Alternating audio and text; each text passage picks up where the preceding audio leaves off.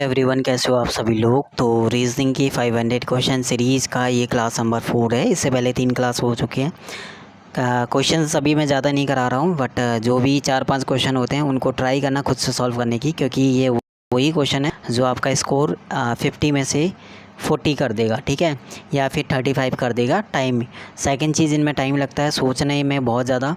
जब तक आप सोचोगे टाइम निकल जाएगा, इसलिए अभी से ही माइंडसेट या थिंकिंग उस लेवल की करना है कि वहाँ पे जो लॉजिक है वो तुरंत लग जाए, ठीक है, यानी जो लॉजिक है क्वेश्चन को सॉल्व करने का वो तुरंत उस टाइम पे याद आ जाए, ठीक है। तो जिससे क्या होगा कि आपका टाइम भी सेव होगा और एक्यूरेसी ज़्यादा आएगी। तो कोशिश हमें ये करना है इस बार की रीजनिंग में कि 50 आउट ऑफ 50 आ जाए, और हर एक टाइप का क्वेश्चन करना, चाहे वो कैसे भी क्वेश्चन हो, ठीक है। तो सी सेट के क्वेश्चन इसीलिए करा रहा हूँ ताकि आपकी जो थिंकिंग है रीजनिंग को लेकर, कुछ ऐसे क्वेश्चन जो थोड़ा टफ आ जाते हैं उनको भी आराम से आप कर लो, ठीक है। तो वहाँ पे लॉजिक काम कर जाए कि इस टाइप से भी क्वेश्चंस किया जा सकता है। तो 5-6 क्वेश्चन जो भी होते हैं क्लास में, आगे जाके क्वेश्चंस नंबर ऑफ़ क्वेश्चन मैं बढ़ा दूंगा धीरे धीरे, ठीक है। तो अभी फ़िलहाल 5-6 क्वेश्चन है, बट वो 5-6 क्वेश्चन भी बहुत अच्छे होते हैं, तो इसलिए उनको खुद से ट्राई करना वीडियो पॉज करके। बाकी मेहनत करते रहो, इस बार वैकेंसी बहुत अच्छी आ रही है और हाई चांसेस है वैकेंसी अच्छी आने के। सेकंड चीज़, जीके PYQ सीरीज़ भी करते हुए चलो, अगर आप हिंदी मीडियम से हो तो प्लेलिस्ट में उसे चेक करते रहना। और थर्ड आपका इंग्लिश के लिए, तो इंग्लिश के लिए धीरे धीरे चीज़ें स्टार्ट हो जाएंगी कुछ टाइम बाद, ठीक है। तो रीजनिंग का क्वेश्चन नंबर 35 सॉल्व करना है, ठीक है। तो वही है, सॉल्व करने से पहले वीडियो पॉज करना, खुद से एक बार ट्राई करना। एक रेक्टेंगुलर एक पार्क इन्होंने बोला है, रेक्टेंगुलर जो भी है यहाँ पे भूखंड एक पार्ट है, भूमि का खंड है, ठीक है। तो ये रेक्टेंगुलर है ना, इस टाइप से उन्होंने बोला है कि वो जो है दक्षिण पूर्व कोने से है।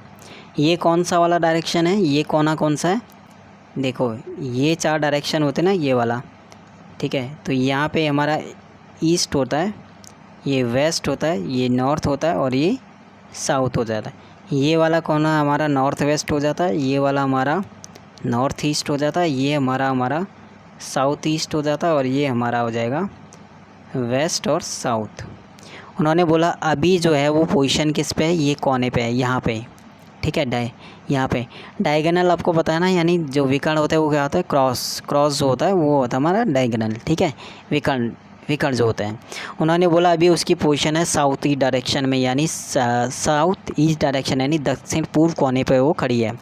उसे भूखंड को पार करना है और डायगोनल यानी वो विकर्ण के अकॉर्डिंग चलती है, आधा ही डिस्टेंस वो तय कर पाती है, यानी यहाँ तक। वहाँ तक तय करने के बाद वो लेफ़्ट डायरेक्शन मिल जाती है, लेफ़्ट यानी ऐसे मुड़ेगी वो, ठीक है, क्योंकि इधर राइट हो जाएगा, लेफ़्ट और आधा ही चलती है।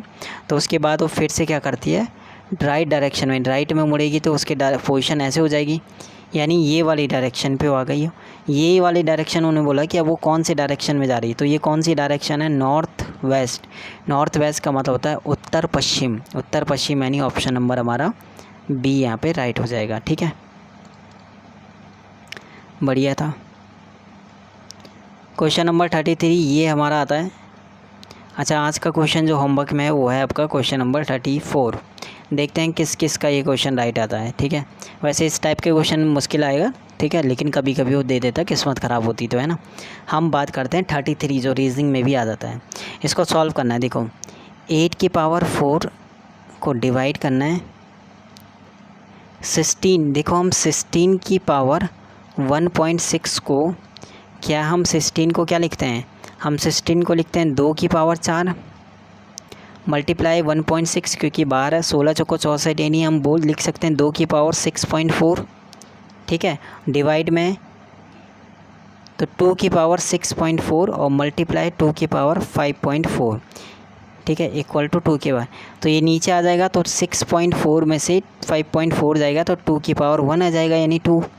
ऊपर है 8 की पावर 4 मल्टीप्लाई 2 बराबर 2 की पावर कितना आएगा, तो ये 2 की पावर ऊपर कितनी हो जाएगी, 2 की पावर 8 का मतलब 8 की पावर 4 को हम क्या लिख सकते हैं, 8 की पावर हम 4 को लिख सकते हैं 2 की पावर 3 और मल्टीप्लाई 4, यानी 2 की पावर 12। 2 की पावर 12 और नीचे 2 की पावर 1 है, जब ये ऊपर जाएगा तो 2 की पावर 11 हो जाएगी, तो इसका मतलब 2 की पावर 11 का मतलब इसका आंसर क्या आ जाएगा, ऑप्शन नंबर सी। क्वेश्चन लग रहा है छोटा है, लेकिन जब आप सॉल्व करोगे उसको तो थोड़ा सा वो कंफ्यूज करता है, ठीक है। 33 क्वेश्चन, 32 31 वीडियो पॉज करना है, फिर कोशिश करना है खुद से सॉल्व करने की। 32 31 बढ़िया क्वेश्चन है दोनों, ट्राई करो कितना क्या चीज़ आएगा, ठीक है। देखो वीडियो पॉज करके कोशिश करना। देखो जब आप 14 से इसे डिवाइड करोगे ना 7 टाइम्स आएगा, फिर 2 से इसे डिवाइड करोगे तो कितना आएगा, 4 आएगा। तो ये 7 और ये 4 इन दोनों की मल्टीप्लाई करके जो बीच वाला नंबर है वो आ जाएगा 28। देखो 17 4 जा 68, 11 5 जा, तो ये वाला 5 और ये 4 दोनों की मल्टीप्लाई 20 आ जाएगी। इसी तरह आंसर आ जाएगा हमारा। 27 को 9 से भाग करना पड़ेगा यानी 3, 56 को 8 से भाग करना पड़ेगा यानी 7, और 7 × 3 का मतलब हो जाएगा 21 राइट आंसर, यानी बी वाला इसका राइट हो जाएगा। अब बात करते हैं क्वेश्चन नंबर हमारा 31। 4 10 देखो 4 से 10 इसका यानी कितना आ जाएगा, 4 2 जा 10 प्लस 2, और यहाँ पे कितना आ जाएगा हमारा, फिर देखो 7 इससे ये देखो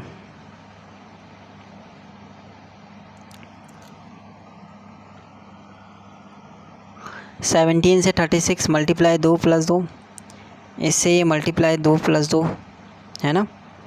अब जो बीच वाले नंबर है उनमें क्या हो रहा है,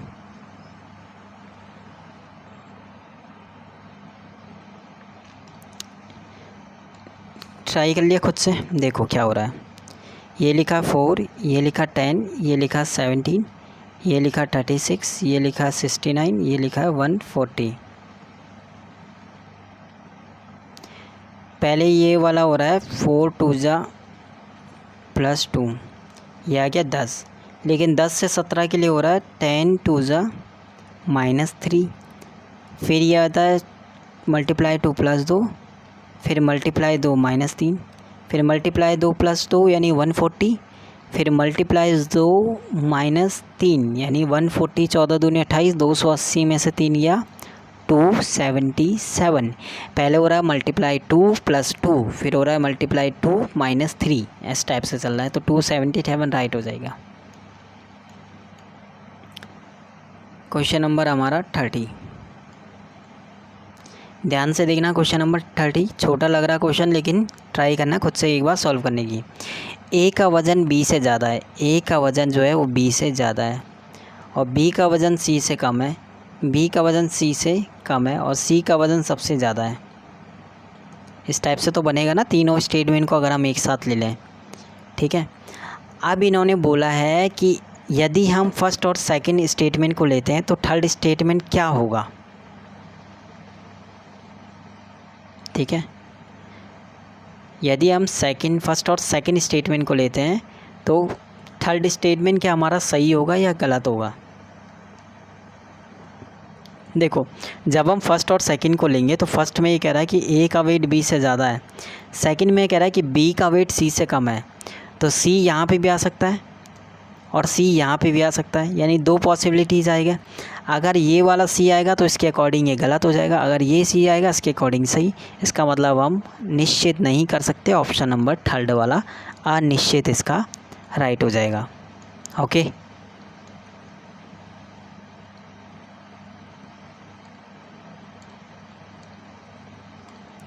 क्वेश्चन नंबर 28 में कह रहा है ये है, इन्होंने बोला है कि सबसे नीचे रखी हुई पुस्तक यानी ए को हटाया जाता है, उसे सबसे ऊपर रखा जाता है। इसी टाइप से जो नीचे आएगी उसको सबसे ऊपर नीचे से हटा के 2 बार और करेंगे, ठीक है। तो 2 बार और किया यानी टोटल 3 बार करना है। तो ई डी सी बी ए, पहले ए को हटाएंगे और इसे सबसे ऊपर ले जाएंगे, तो ए यहाँ पे आ जाएगा, फिर बाकी के ऐसे ही रहेंगे। अब बी को हटाएंगे, बाकी को ऐसे ही रहने देंगे, बी ए। अब सी को हटाएंगे, बाकी को ऐसे रहने देंगे, सी।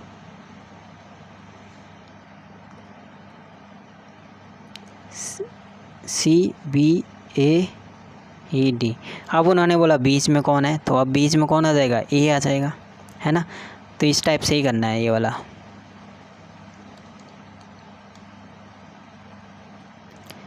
क्वेश्चन नंबर 27 दिखने में थोड़ा बहुत इजी लग रहा होगा, लेकिन खुद से ट्राई करना ज़रूरी है। इन्होंने बोला डी, जब आप डी का कोड लिखोगे इसका मतलब ये 444 लिखा हुआ है, ये 496 लिखा हुआ है, ये 9-12 लिखा है। देखो इन दोनों की मल्टीप्लाई करो कितना आएगा 16, उसका रूट ही लिखा हुआ है। इन दोनों की मल्टीप्लाई करो कितना आएगा 36, उसका रूट लिखा हुआ है। तो इसका मतलब ये रूट लिखा हुआ है, यानी मल्टीप्लाई करके हमारा 144 होगा। 9 से किसकी मल्टीप्लाई करके 144 आएगा 16 किसका कोड होता है पी का। इसका मतलब इसका राइट आंसर क्या हो जाएगा पी राइट हो जाएगा। ठीक है, बाकी हम डिस्कस करेंगे नेक्स्ट क्वेश्चन, बाकी क्वेश्चन हम डिस्कस करेंगे नेक्स्ट वाले में। होमवर्क में हमने जो क्वेश्चन दिया था उसको सॉल्व ज़रूर करना, ठीक है, वो ज़रूरी है।